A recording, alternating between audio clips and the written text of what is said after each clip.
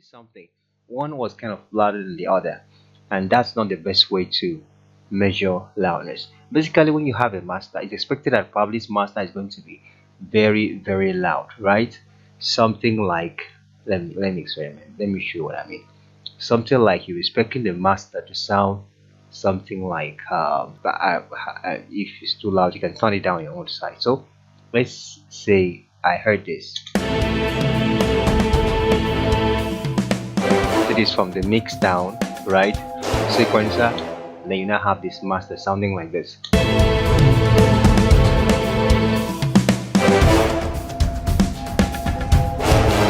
Whoa, in your mind, like, wow, that's the master. It sounds big, it sounds louder. The master or audio ready for distribution, especially for those of us doing film music. The moment you are done, you're exporting this audio or stems, you're sending it for dub, right? Where the dub engineer will pick those stems and put them, sequence them alongside the movie as required.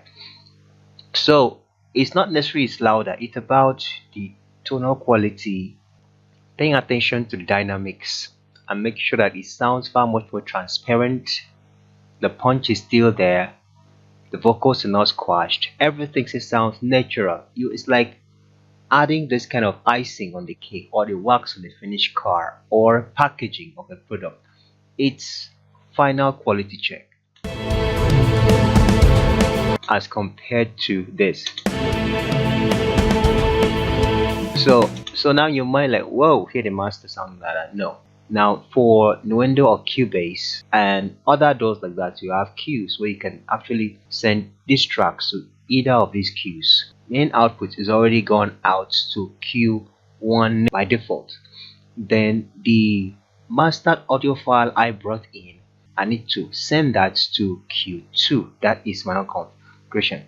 I call it reference 2, meant to reference one track against the other, right? I hit the edit channel settings on that imported master. First of all, I have to turn off this stereo out. And if you are using a lower version of Cubase on Nuendo, you can just open it up and then disconnect it from the bus completely. If I play this audio now, listen. Did you hear? Nothing. Let me connect it back. Do you hear that? Disconnect it. That's it. The next thing is to redirect it to a cue. Beside the send, you're going to see cue send. So I click on that. And you see reference 1, reference 2, reference 3, because that's the name I gave it. You'll actually change that